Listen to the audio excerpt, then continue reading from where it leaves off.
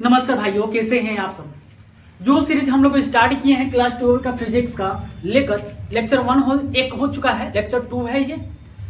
पहला लेक्चर आप नहीं देखे हैं तो पहले सबसे पहले उसको देखिए, इसके बाद इसको वॉच कीजिएगा।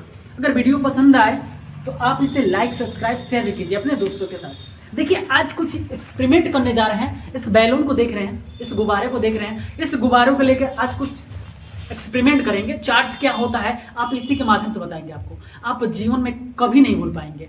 जो एक्सपेरिमेंट होता है ना भाई, वो आपके माइंड को इस प्रकार एक्सेप्ट करता है कि जीवन में कभी भूलने नहीं देता है।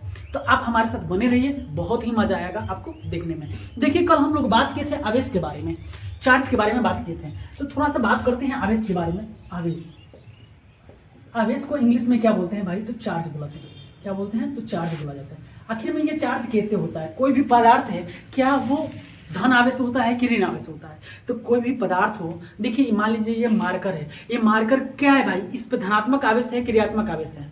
तो भाई आप क्या बता सकते हैं, इसका क्या आंसर निकालेंगे आप कि इस पे कोई चार्ज है? तो भाई हम तो जानते हैं कि भाई इस पे कोई चार्ज नहीं है। आप बताइए क्या इस पे चार्ज है?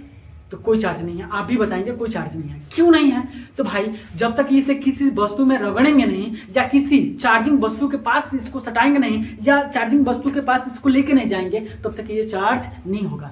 जब तक इसमें से इलेक्ट्रॉन नहीं निकलेगा, जब तक आके इसमें इलेक्ट्रॉन ग्रहण नहीं करेगा ये, तब तक इस पे चार्ज कोई उत्पन्न नहीं हो सकता। ये क्या है? न्यूट्रल है, उदासीन है। उदासीन का मतलब क्या होता है? जितने धनात्मक आवेश होते हैं उतने ही ऋणात्मक आवेश होते हैं। उस पदार्थ को हम बोलते हैं न्यूट्रल है, उदासीन है। समझ में आया? उदासीन किसे कहते हैं? तो भाई जितने धनात्मक आवेश हैं उतने ही ऋणात्मक आवेश हैं। अगर कह दें 5 कूलम धनात्मक आवेश हैं और 5 कूलम ऋणात्मक आवेश हैं, तो ये पदार्थ क्या हो जाएगा? उदासीन हो जाएगा। उदासीन के बाद आपको समझ में आ गया।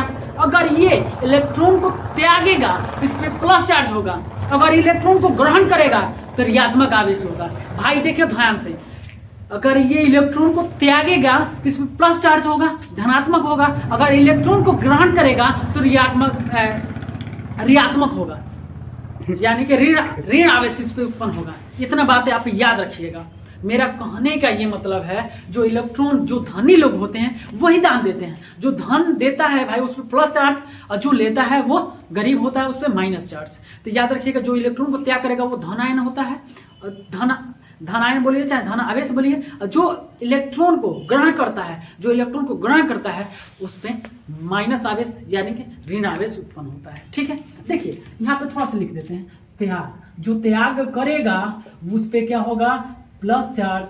और जो ग्रहण करेगा उस पे क्या होगा?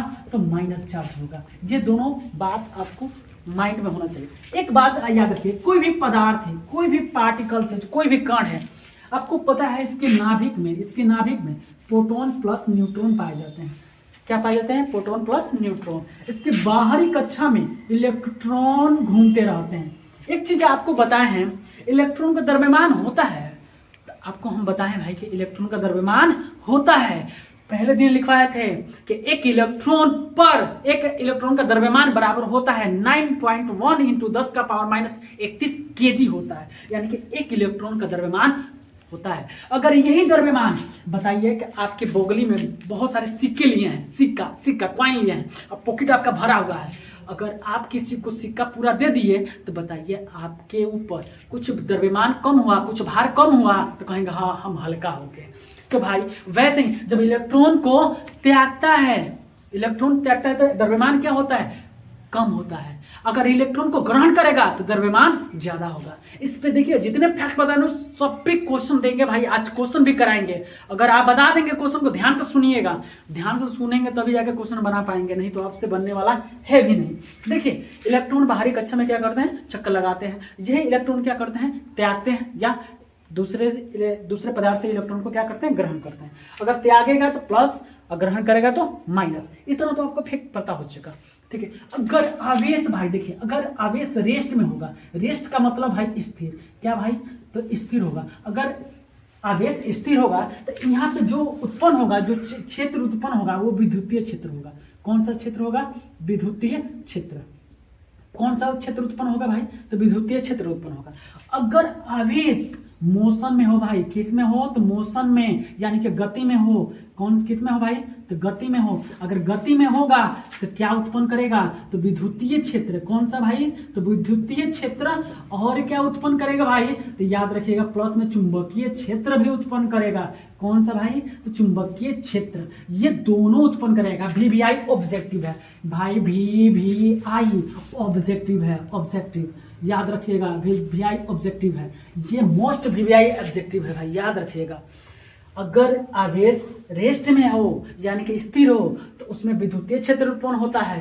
अगर आवेश गति में हो तो विद्युतीय क्षेत्र उत्पन्न तो करता ही करता है, प्लस में चुंबकीय क्षेत्र भी उत्पन्न करता है। आप देखे होंगे ट्रांसफार्मर 11,000 का वोल्टेज, तो वहां पे चीनी मिट्टी का इतना नीचे से तार चीनी मिट्टी का लगाया जाता है, उसके बाद नीचे से तार लगाया जाता है, क्योंकि चुंबकीय क्षेत्र भी उत्पन्न करता है, विद्युतीय क्षेत्र भी उत्पन्न करता है। आपको आगे सब चीज सीखने को मिलेगा भाई, सारा चीज एकदम।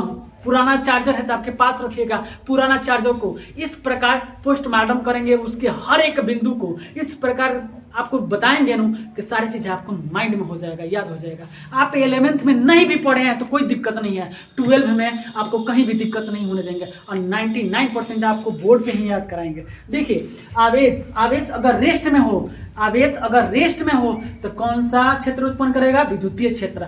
अगर आवेश गति में हो, मोशन में हो, तो विद्युतीय क्षेत्र प्लस चुंबकीय क्षेत्र दोनों उत्पन्न करेगा।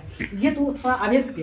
अब आवेशित करने का विधि क्या होता है, आवेशित करने के विधि यानी कि नियम कितने होते हैं, तो आपसे कह सकता है मेथड ऑफ चार्जिंग यानी कि कितने आवेशित करने के विधि कितने हैं, तो there are 3 types of method of charging, यानी कि आवेशित करने के 3 नियम है। कौन कौन सा नियम है भाई, तो याद रखिएगा। पहला नियम जो होता है उसको बोलते हैं घर्षण विधि। कौन सा विधि भाई, घर्षण विधि। घर्षण विधि द्वारा हम क्या कर सकते हैं, किसी को चार्ज कर सकते हैं। क्या कर सकते हैं भाई, किसी को चार्ज कर सकते हैं। क्या कर सकते हैं भाई, चार्ज कर सकते हैं। ये फ्रिक्शनल मेथड हो जाएगा, घर्षण विधि। दूसरा विधि क्या होता है, तो याद रखिएगा चालन विधि होता है। कौन सा विधि भाई, तो चालन विधि। कौन सा, चालन विधि याद रखिएगा, ये चालन विधि है। चालन विधि द्वारा हम क्या करते हैं, किसी वस्तु को चार्ज कर सकते हैं। तीसरा विधि क्या है बाबू, इसको बोलते हैं प्रेरण विधि। क्या बोलते हैं भाई, प्रेरण विधि, याद रखिएगा प्रेरण विधि बोलते हैं इसको, ठीक है। इसी को क्या बोलते हैं, प्रेरण विधि बोलते हैं, याद रखिएगा। ये सारे आपको 3 ही टाइप से आप किसी वस्तु को क्या कर सकते हैं, चार्ज कर सकते हैं। 3 ही टाइप से आप किसी वस्तु को क्या कर सकते हैं, चार्ज कर सकते हैं। आपको कह दे आवेशित करने का कितनी विधि है, कितने नियम है, तो आप कहिएगा 3 नियम है। पहला घर्षण, दूसरा चालन, तीसरा प्रेरण विधि। देखिए घर्षण क्या होता है, घर्षण का मतलब किसी वस्तु को रगड़ते हैं, आपस में रगड़ते हैं तो क्या होगा, घर्षण विधि। चालन विधि क्या होता है यार, चालन विधि का मतलब किसी कोई धन आवेश है, धन आवेश के बाद पास में कोई न्यूट्रल वस्तु लेके जाएंगे ना तो वो अपनी तरफ क्या करेगा, आकर्षित कर लेगा, खींचेगा। या कोई निगेटिव वस्तु को लेके जाएंगे तभी वो क्या करेगा, अपनी तरफ आकर्षित कर लेगा, इस पर कोई चार्ज उत्पन्न कर देगा। इसी को बोलते हैं चालन। इसी को क्या बोलते हैं, चालन। चालन का मतलब कि किसी चार्जिंग वस्तु, किसी चार्ज वस्तु यानी कि कोई भी चार्ज हो, निगेटिव हो चाहे धन आवेशित हो, किसी वस्तु चार्जिंग वस्तु के पास कोई न्यूट्रल वस्तु लेके जाते हैं तो इसमें से ट्रांसफर हो जाता है। इसमें से जो भी चार्ज होगा वो क्या होगा, इस वस्तु में ट्रांसफर हो जाएगा। इसी को चालन विधि कहते हैं। उसके प्रेरण विधि क्या होता है भाई, कि दूर से ही कोई चार्ज, यहाँ पर कोई चार्ज वस्तु है और दूर से यहाँ पे लेके गए तो इसमें से जो आवेश होंगे इस पे आ गए, इस पे आ गए। इसी को बोलते हैं प्रेरण विधि। सटाए नहीं भाई, दूर ही रखें, दूर ही रखें, तभी इसमें से चार्जर जितने भी आवेश हैं इसमें जब तक आएंगे जब तक ये दोनों न्यूट्रल ना हो जाए, बराबर ना हो जाए। कौन चीज, तो विभव बराबर ना हो जाए। चार्जिंग से कोई मतलब नहीं होता, विभव इसका बराबर हो जाएगा तो इसमें से ट्रांसफर को होना रुक जाएगा। तो विभव बराबर जब तक नहीं होता तब तक इसमें से चार्ज इसमें आता ही रहेगा। आप देखते हो, मान लो कि भाई आप आगे के पास हो, आप आगे के पास, अभी तो ठंडी का मौसम चल रहा है, आग के पास जाते हो, आप दूर ही रहते हो, दूर रहते हो, उसमें से जितने उष्मा है आपके अंदर क्या होता है, आने लगता है तो आपके अंदर क्या होता है, हीट महसूस होने लगता है। इसी को बोलते हैं प्रेरण विधि। क्या आप उस पर बैठते हैं, बैठेंगे, अगर बैठ जाएंगे, जड़ जाएंगे तो उसी को बोलते हैं चालन विधि। डायरेक्टली आपको क्या होगा, उसमें उत्पन्न हो जाएगा, उसको बोलते हैं भाई चालन विधि। घर्षण विधि क्या है, जब हम उसी को लेके ऐसे रगड़ते हैं उसी को घर्षण विधि बोलते हैं। घर्षण विधि देखिए बहुत मजा आएगा। आज एक्सपेरिमेंट करके आपको हर एक पॉइंट बताएंगे कि क्या कैसे होता है। देखिए भाई घर्षण विधि द्वारा एक चीज हम यहाँ से बता रहे हैं। घर्षण, देखिए ये बैलून है, बैलून। देखिए अगर ये बैलून है, अगर यहाँ पे सटा रहे हैं नहीं सट रहा है, देखिए यहाँ पे सटा रहे हैं सट रहा है नहीं सट रहा है, कहाँ सट रहा है, सटाइए तो भाई, देखिए हाथ में सटा रहा है नहीं सट रहा है, नहीं सट रहा है। लेकिन अभी हम इसको ऐसे ऐसे खूब रगड़ दें, ठीक है, ये घर्षण कर रहे हैं, क्या कर रहे हैं भाई, ये घर्षण कर रहे हैं। देखिए जादू, इसी को जादू बोलते हैं। किसी भी बच्चे को आप दिखा सकते हैं, अपने छोटे भाई को बहन को दिखा सकते हैं और कहते हैं कि देखो भाई ये हम जादू दिखाते हैं, आप मंत्र पढ़ते रहिएगा, ओ मंगला विष्णु कुछ भी बोलते रहिएगा, आप मजा आएगा, इतना मजा आएगा आपको और देखा के। और देखिए भाई अगर यहाँ पे यहाँ सटा देंगे तो छूट जाएगा। देखिए इसी को बोलते हैं जादू। ये क्या है, किस वजह से ये चार्ज हो गया, इसी को और तुम कुछ देर और ही करेंगे तो भाई और ही चार्ज हो जाएगा, ठीक है। जितने करेंगे ना चार्ज हो रहा है, इसको चार्ज कर रहे हैं। आप देखे होंगे एक बल्ब होता है जिसको मुँह में सटाने से, चाहे दहिया में सटाने, दौड़ गाइएगा मुँह में सटाइएगा, चाहे दहिया बॉडी में सटाइएगा, कहीं भी तो बॉल बढ़ जाता है। तो आपके अंदर क्या होता है यार, चार्ज हो गए हो आप, क्या हो गए हो तो चार्ज हो गए हो। अब उसी चीज़ को हम क्या करते हैं, सटाते हैं तो एनर्जी उसमें क्या होता है, बल्ब बढ़ जाता है। वैसे ही सेम ये है, देखिए देखिए ये आपका जादू हो गया। ज्यादा चार्ज नहीं है लेकिन फिर भी यहाँ पे चार्ज, कुछ तो चार्ज है जो उसमें को रोक ले रहा है। ये आप एक्सपेरिमेंट कर सकते हैं घर पे, ठीक है। यहाँ पे क्योंकि हम तेल नहीं लगाए हैं अपने बालों में, अगर थोड़ा सा तेल लगाए होता तो और ही मजा आता है पूरा भाई हमारा। ये आप एक्सपेरिमेंट देखिए। इसके आगे चलते हैं, आगे आप बात करते हैं भाई। अब क्या बात करते हैं आगे, तो घर्षण विधि के बारे में बात करेंगे। इससे पहले हम क्या होता है रगड़ेंगे। अभी रगड़ने के कुछ यहाँ पे ले लीजिए, नियम ले लीजिए। देखिए आपसे बात करते हैं भाई, बिल्ली के खाल, बिल्ली के खाल या बाल, बिल्ली के खाल या बाल, बिल्ली के खाल या बाल, बिल्ली के खाल या बाल। उसके बाद फ्लानिन, उसके बाद आप ले सकते हो यहाँ पे कांच, रुई, रेशम जिसको सिल्क बोला जाता है, सिल्क, रेशम हो गया, रबड़, गंधक, उसके बाद एवोनाइट। याद रखिएगा ऊपर से नीचे का क्रम, ऊपर सारा पॉजिटिव होगा, नीचे सारा क्या होगा निगेटिव। सबसे ऋणात्मक क्या है तो एवोनाइट है, सबसे धनात्मक क्या है तो बिल्ली का बाल हो, इंसान का बाल हो, मनुष्य का बाल हो, जानवर का बाल हो, किसी का भी बाल हो, क्या है सब पॉजिटिव आएंगे। यानी कि एक बात याद रखिए, जो मुलायम चीज होता है वो पॉजिटिव होगा, जो कठोर होगा यानी कि जो कठोर होगा वो क्या होगा तो भाई वो ऋणात्मक होगा। कठोर चीज ऋणात्मक, मुलायम चीज धनात्मक। तो भाई देखिए बिल्ली के बाल मुलायम होता है, आप उससे फिलानिन जो है ना भाई, ये फेनाइल है, फेनाइल का गोली, व्हाइट वाला जो है ना बाथरूम में यूज किया जाता है फेनाइल की गोली, तो वही फेनाइल का गोली ही फेनाइलिन होता है। अब उसे ही ये क्या होता है थोड़ा ठोस होता है, अब बाल तो थोड़ा मुलायम होता है। बाल पे क्या होगा पॉजिटिव चार्ज, इस पे क्या होता है निगेटिव चार्ज। क्वेश्चन यहाँ पे कैसे पूछा जाता है कि बिल्ली के खाल पे जब कांच रगड़ते हैं, बिल्ली के खाल पे जब कांच रगड़ते हैं, बिल्ली के खाल पर कांच कौन सा रगड़ेंगे, कांच रगड़ेंगे, तो कांच पे कौन सा चार्ज उत्पन्न होगा तो याद रखिए कांच पे कौन सा चार्ज उत्पन्न होगा तो माइनस वाला चार्ज होगा, क्योंकि बिजली के खाल पे कांच कौन उत्पन्न होगा तो प्लस चार्ज होगा। एक बात याद रखिएगा। ये इसको याद करने का तरीका क्या है, किस प्रकार इसको याद कर सकते हैं तो देखिए भाई, इसको याद करने का जो हम किस प्रकार इसको याद किया है ट्रिक के माध्यम से, तो वैसे यहाँ पे बिल्ली खाई, बिल्ली खा के फूल गई, बिल्ली खा के फूल गई, कांच और रुई। बिल्ली खा के फूल गई कौन चीज तो कांच और रुई, और जब फूल गई ना तो उसका पेटे ही क्या हो गया फट गया। तो रेशम से सिल्क यानी सीए, रेशम से क्या किया सीए, उसके पेट को फूल गई है, अब पेट वो फट गया तो उसके पेट को क्या किया सीए, वो भी किससे रेशम से।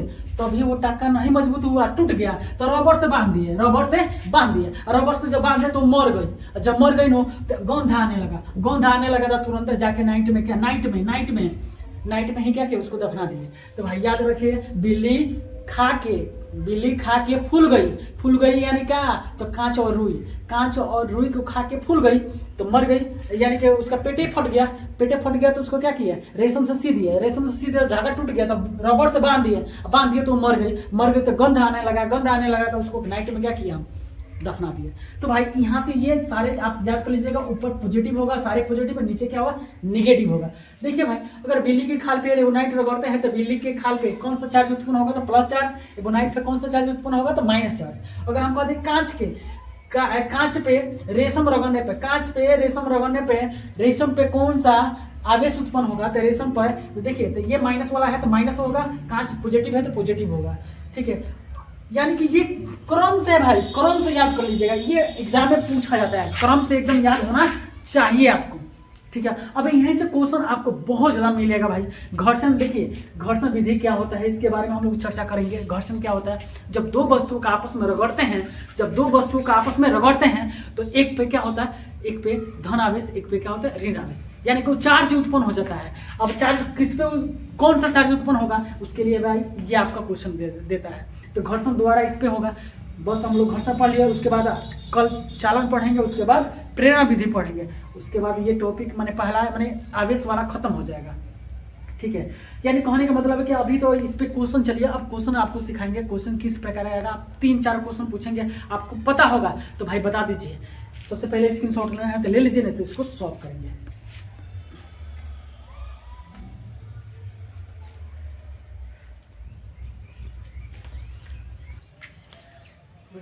आइए दोस्तों देखते हैं, अब ये आपके पास 3 क्वेश्चन है।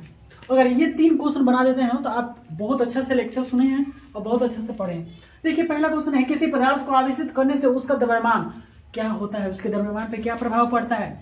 तो आप यहाँ पे 4 ऑप्शन है, आप 4 ऑप्शन में से कौन सा ऑप्शन होगा सही बताइए।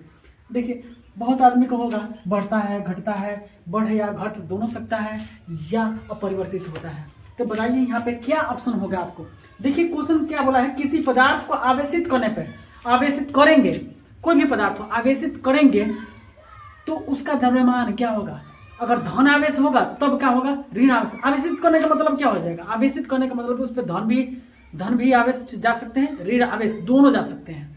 तो दोनों जब जाएंगे तो देखिए, तो एक बात याद रखिएगा, धन आवेश कब होता है, जब इलेक्ट्रॉन को त्यागते हैं। तो जब इलेक्ट्रॉन को त्यागेंगे तो धन आवेश होगा, तो यानी कि इलेक्ट्रॉन यहाँ से निकला तो इलेक्ट्रॉन का कुछ ना कुछ द्रव्यमान होता है ना भाई, मतलब पढ़ा है ना द्रव्यमान, इलेक्ट्रॉन का द्रव्यमान होता है 9.1 × 10⁻³ kg होता है। तो मान लीजिए कि इलेक्ट्रॉन यहाँ से निकल के गया दूसरे के पास, तो यहाँ पे क्या जो भी भार है वो क्या होगा, कम हो गया। तो यानी कि द्रव्यमान यहाँ पे कम भी होता है, और जब इलेक्ट्रॉन ग्रहण भी करेगा तो उस पर क्या होगा, माइनस चार्ज। जब माइनस चार्ज होगा तो इलेक्ट्रॉन द्रव्यमान बढ़ेगा भी, तो बढ़ भी घट भी दोनों हो सकता है। यानी ऑप्शन सी एकदम करेक्ट आंसर है। जिन्होंने आंसर सी दिया है उनका आंसर बिल्कुल सही है।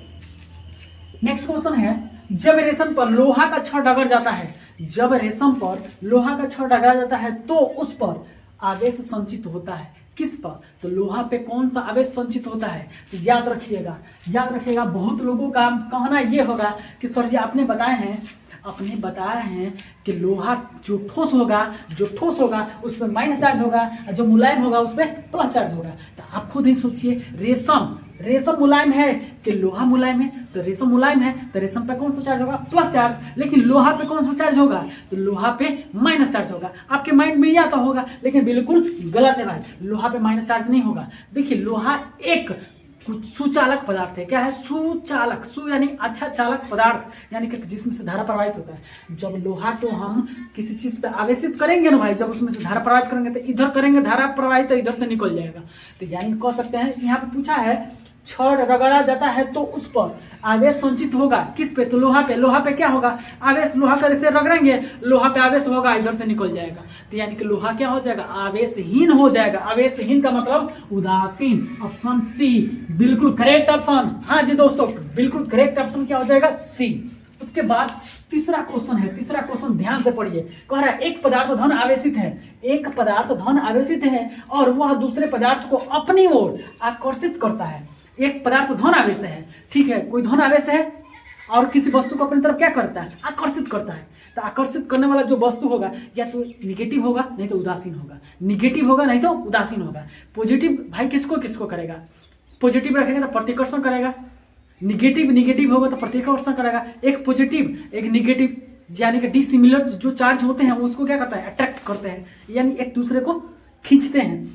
तो यहाँ पे क्या है, आकर्षित करता है, क्या एक दूसरे पदार्थ को अपनी ओर आकर्षित करता है। तो दूसरे पदार्थ पर आवेश संभव है। कौन सा आवेश हो सकता है, तो भाई उदासीन भी हो सकता है, ऋण आवेश हो सकता है, दोनों हो सकता है। ऋण रहेगा तभी भी धन आवेश उसको खींचेगा, उदासीन रहेगा तभी भी खींचेगा। तो यहाँ पे क्या हो जाएगा, दोनों, यानी कि ऑप्शन सी बिल्कुल करेक्ट ऑप्शन है। अगर वीडियो गाइस पसंद आ रहा है ना, लाइक सब्सक्राइब शेयर कर दीजिए। महाकाल के नाम पे आज रामनवमी है, सॉरी राम पृष्ठभूमि है, उनका जन्मदिन मनाया जा रहा है, वो स्थापित किया जा रहा है। तो उनके नाम पे एक लाइक सब्सक्राइब शेयर भी कर दीजिएगा। जय हिंद, जय भारत।